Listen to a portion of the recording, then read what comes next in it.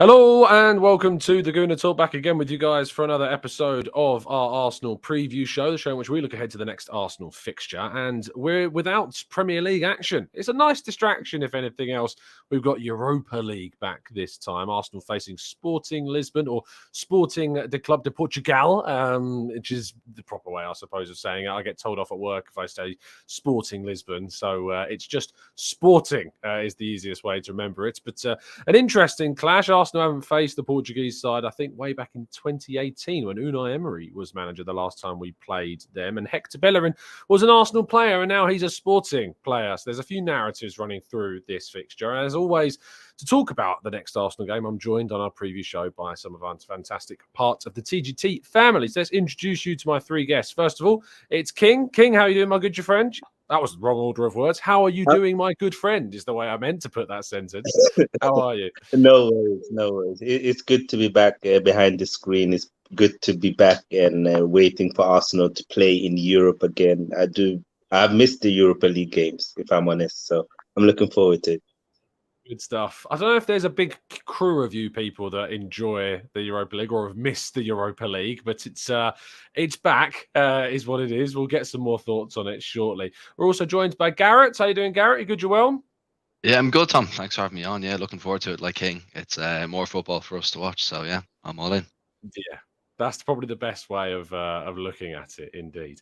And also making up our quartet for today. It's been a while since you've seen him on our screens, but it's very happy to have Tomo back. How you doing, mate? You good, you well? Yeah, really good. Good to see all you guys. Excited for the game. I think it's good for some of the B squad second string to get some minutes. I think it's come at a really opportune time before the international break, and we kick on for the rest of the season. Absolutely. Of course, I was at London Colney this morning. I'm going to go into a little bit more detail about that in tomorrow morning's show. But the news which we can't avoid talking about is Gabriel Jesus, who has returned to full training. Even the mention of his name has brought a smile to King's face. You probably saw that with the timing of when I said his name. I could see his teeth. He was smiling. Tell me, King, how much of an excitement is it to see him back training on the field? Super, super exciting. I mean, I was so happy when we signed him because I remember when City just signed him, and I think he scored in his debut. You know, he just fired when he came to City, and I was like, oh my God, they already have the replacement for Aguero. You know, and then obviously it's been a bit of a mix for him at City, but for Arsenal, we've seen the best of Jesus. We've seen a player with so much creativity, so much technical ability, but also a leader. And I think now that we're coming to the later part of the season where, things start to round up in the league, in Europe, we're going to need his experience, his leadership, but also his qualities on the ball, especially the fact that Trossard is now out and Eddie looks to be out as well. It's the perfect timing. And it's just a joy to watch him play football. Yeah, it absolutely is. And we've missed him. And even though I know we've maintained the same size points difference between ourselves and City since the period that he's been out, there's an argument that if he was available to us, Garrett, that maybe we would have picked up some points in the games that we've struggled in. You think about Brentford, you think about Everton, and arguably the Man City game. Had we have had Jesus, maybe those games would have, gone differently. But without lingering too much on the past, how early would you throw him in a risk? I don't know if you saw the video I posted on social media today of him training, but he looks I don't want to say the word ready, but he looks very, very up for it and enthusiastic to be involved, and he's certainly moving very well as well. Yeah, no, I suppose it's hard to tell from training videos, but yeah, as you said, he was moving quickly. He didn't look like to have any sort of lingering issue. So I'd like to see maybe a cameo in this game, but I wouldn't start him, and you'll see later on in my lineup. I definitely wouldn't start him. I think there's no need to risk him, especially given the position we find ourselves in. So we did rush him back and something happened. What does that mean? That means we're not stuck with Martinelli. Can do a job up top, absolutely, but it wouldn't be our first choice. So yeah, I'd like to see him, but I wouldn't start him. I'd say that's the bottom line. Do you concur, or are you more cautious about bringing Jesus back into the fold? So is that me? Yeah, it was. Sorry. Oh, sorry. Yes, just mind reading. I'm just looking at you and like, yes, I think he's talking to me. Yeah, I think I wouldn't bring him back, no, because I think Jesus, I think, is one of those players you need to protect him from himself.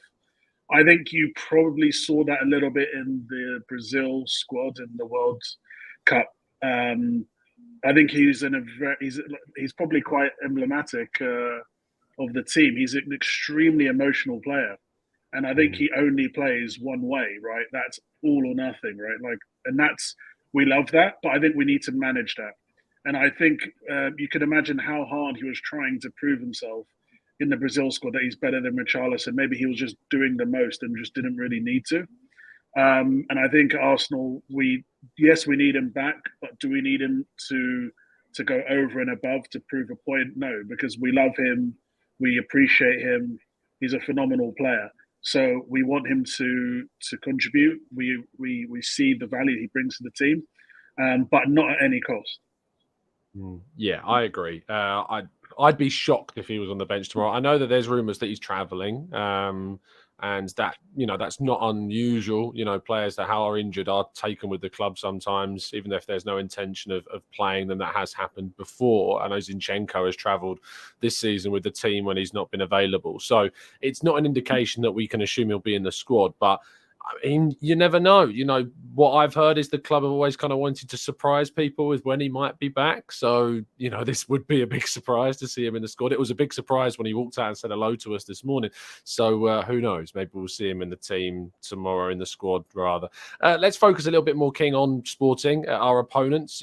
When we got them in the draw, you might have remembered me on the morning show saying, if there's one team I want in this round, it's Sporting. And we got Sporting. So the irony would be is that they would go and knock us out. But how much of a challenge do you think that they are going to be for us?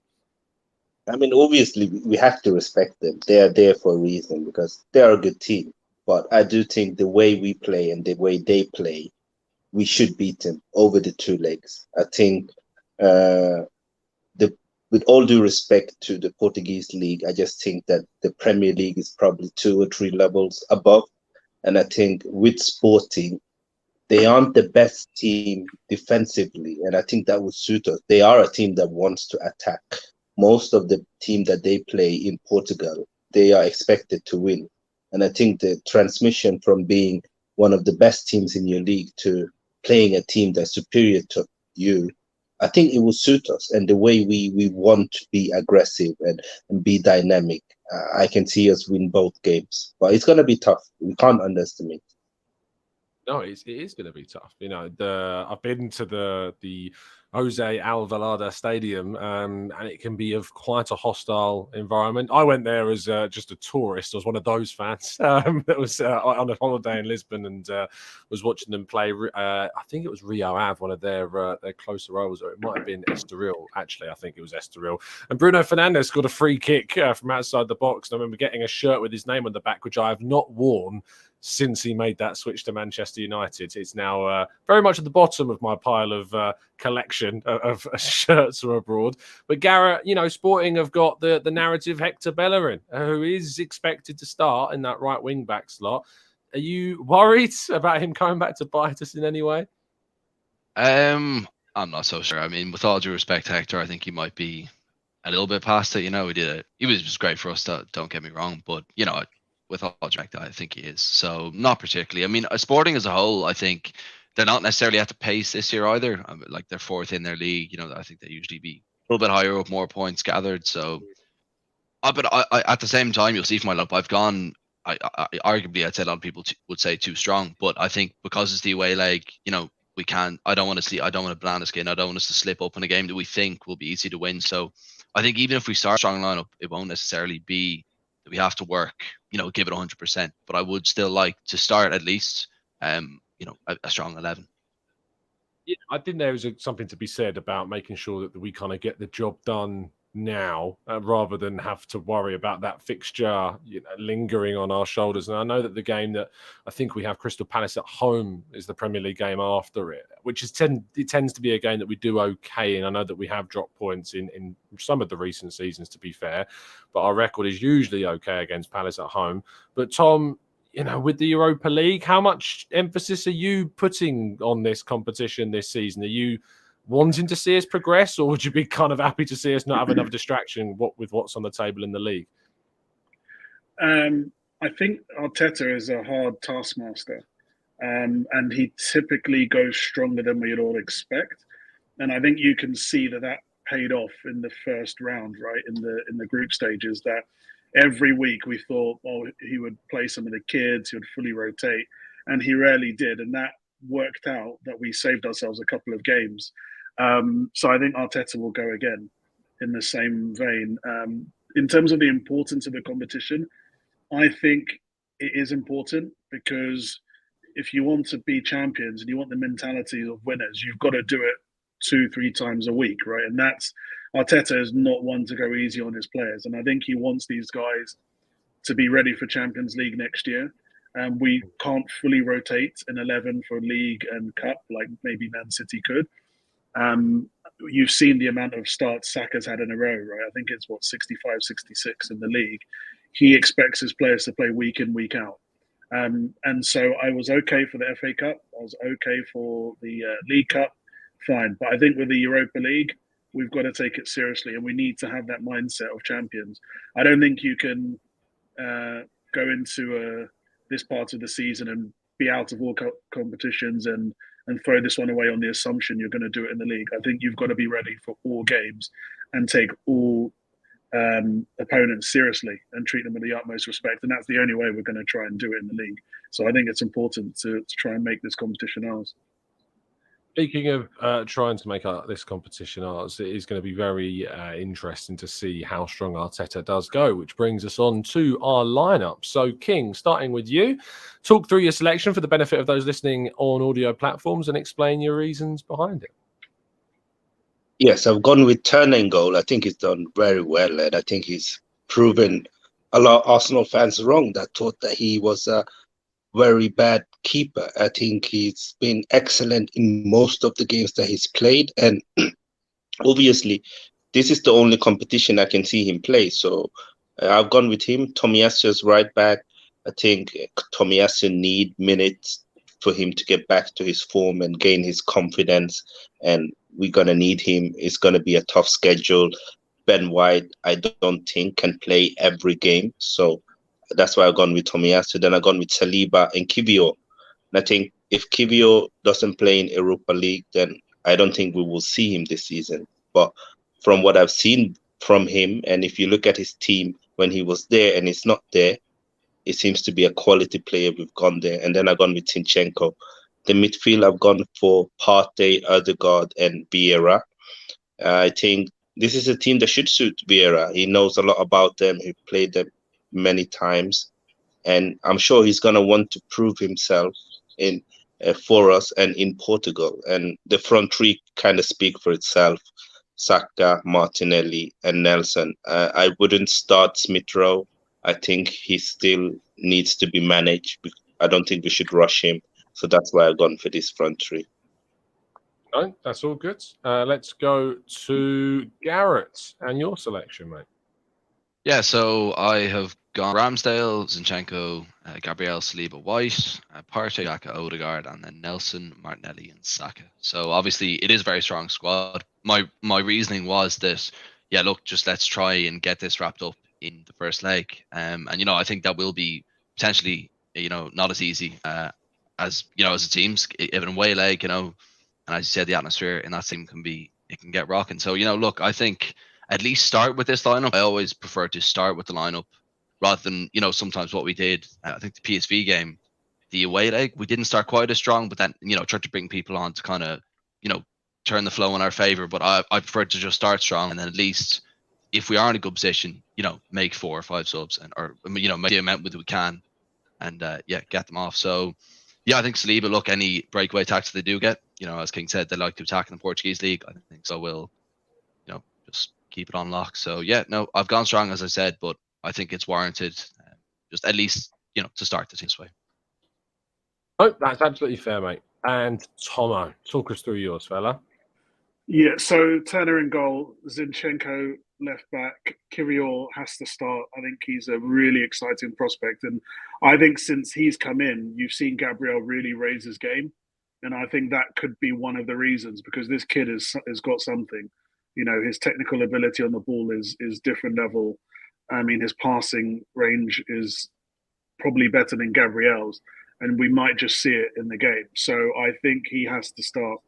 Saliba, I think, has to stay, so he would be in the right centre back position.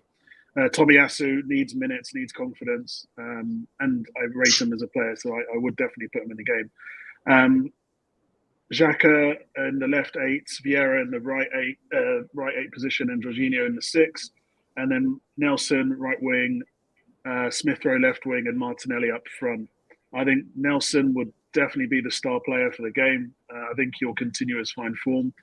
I think Smith Rowe, I don't think he had a bad game in the last game, and he did get an assist, although it was with a header. But I think he needs confidence as well.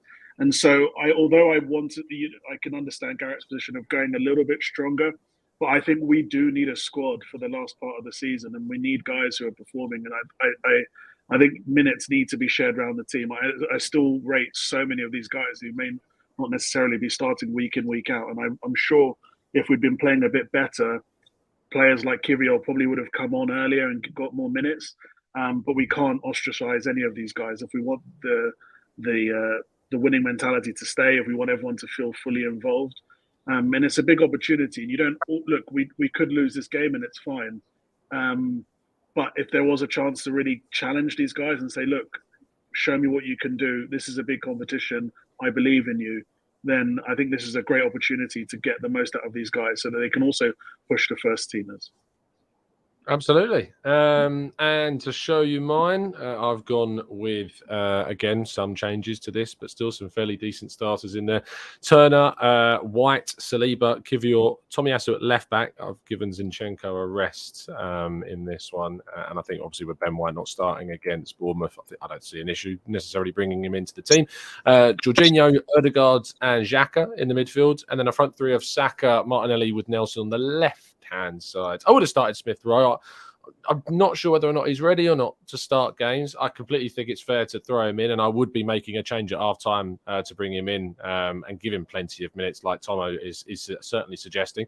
I just think that, he seems so tired when he went off the pitch the other day.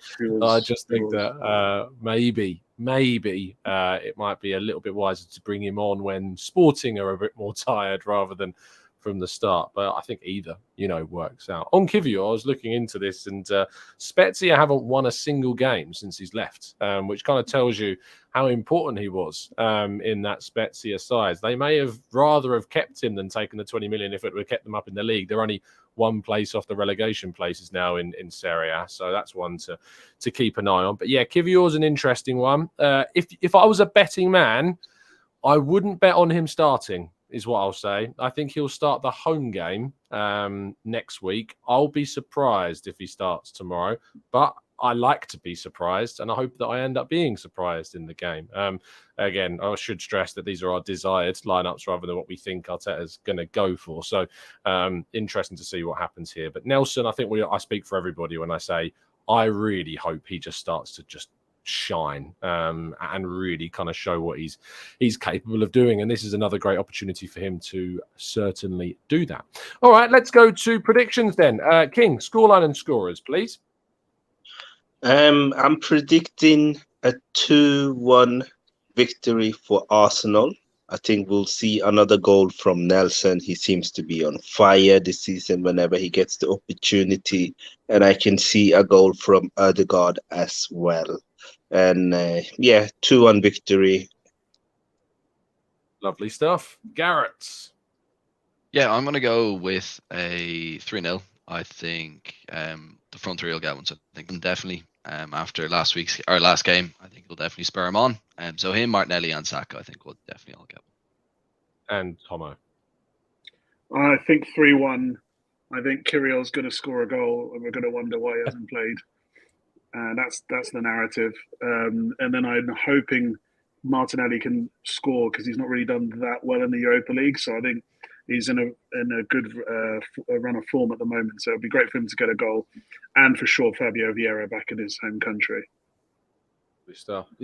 I've been back and forth because Ben White scored now, so I'm not sure whether or not we can do the Ben White screamer prediction. It depends on what people class as a screamer. I think it was an amazing finish, personally, against Bournemouth. So, and now the problem is that all of our first 11 have all scored by the goalkeeper, and I'm not going to do a Dan Robert and start predicting the goalkeeper's going to score. I can't do that.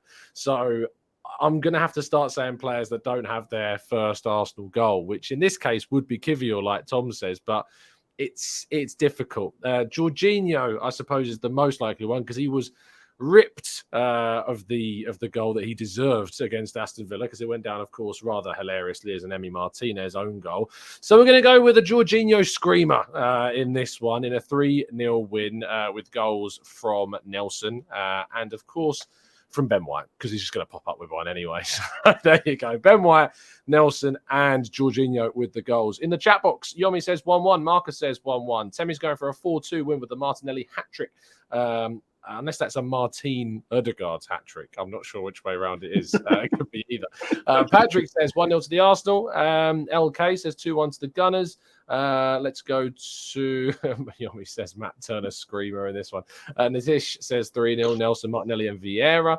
MJ10 says 2-1 Arsenal, Vieira and Nelson to get on the score sheet. Aditya's going for a 1-0 with Kivior on the score sheet. John's going for a 4-0 and Javier's going for a 2-2. Before we wrap up, of course, with this being our evening show and working on US timetables, I need to continue to remind you about Gooner Palooza, which is taking place in Chicago. We're now being joined by Sophie from the Hybrid Squad as well on the 22nd of April. The Gooner Palooza event runs from the 21st through to the 23rd, and tickets go on sale on Friday. If you want to get more information, go to @ChicagoGooners on Twitter to find the link, or you can go to the Chicago Gooners website to get all the information about what's going to be happening over the weekends. Okay, let's wrap things up there. King, thank you so much for your time, mate, as always. Tell people where they can find you. Oh, you can find me here. You can find me in the Discord, always active with chatting with the boys, girls there. And you can find me on my own channel, King's Football Show. Absolutely. And King, I just want to extend my condolences to you as well publicly.